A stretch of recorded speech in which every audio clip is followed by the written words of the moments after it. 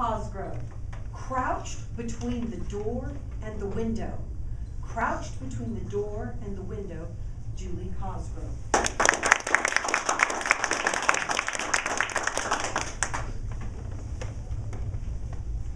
Wham! That's what it felt like the day my husband died last November.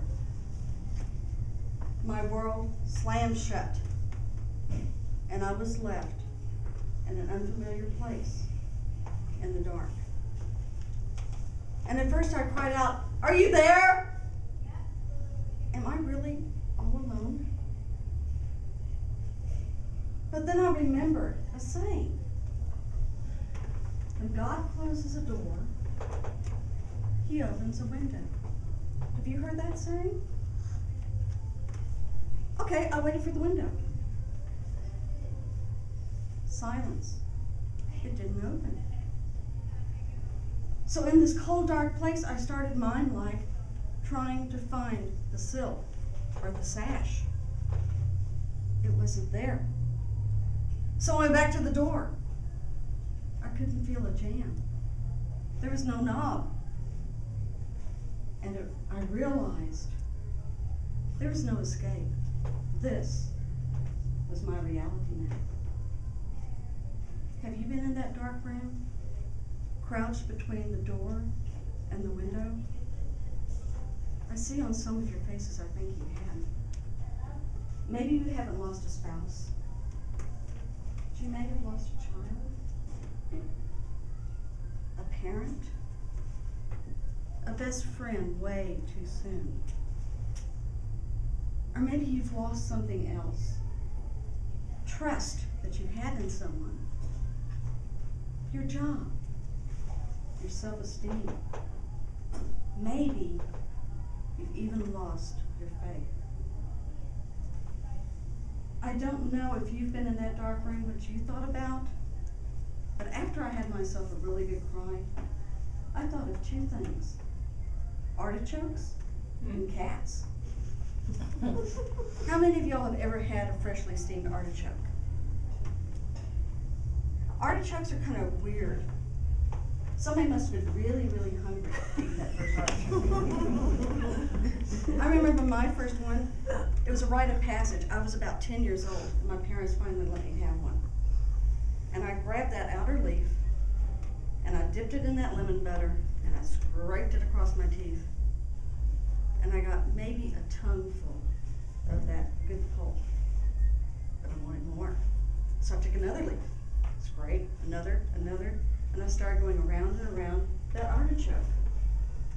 And the leaves got more tender, and they got a little bit more pulp on them. And I was getting excited because I knew in the center there was that heart. There was nothing but pulp. And I want to make sure I had enough lemon butter left.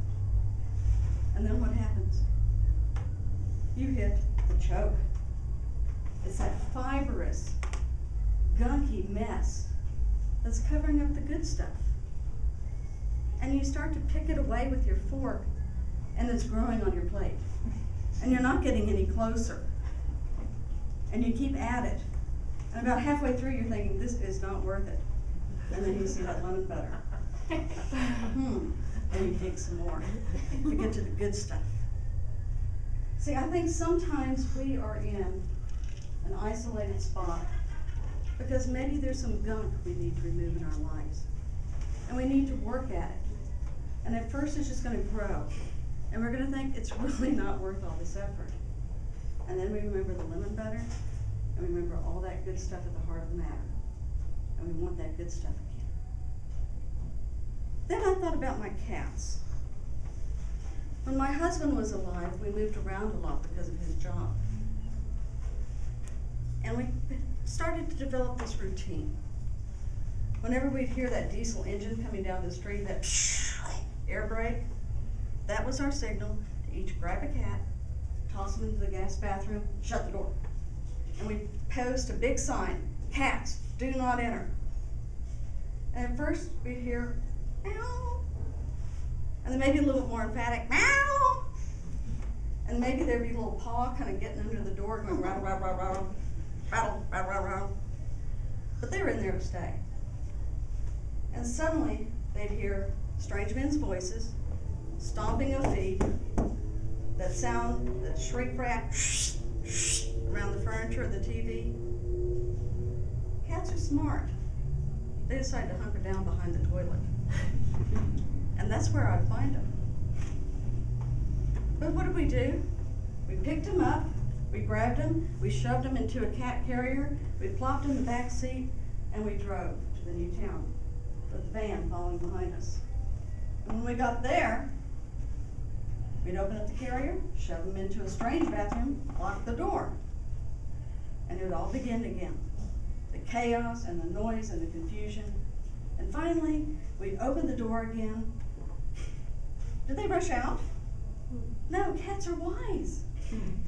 Somehow in their little cat language, they told each other, you go first. And step out over that threshold and see what the heck was going on. There's my couch. It used to be over there. But that's where my window I loved was. I can't see the birds. Oh, it's over there. And suddenly, things are familiar, just a little messed up and in a different place. And that's the way I felt. Some things were familiar, but I was definitely in a little bit of a different place. And there's some newness about it. But eventually, like my cats, I know I'm going to settle in to this new reality of mine.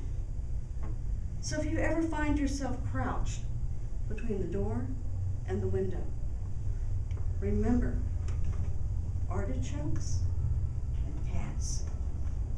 Thank you.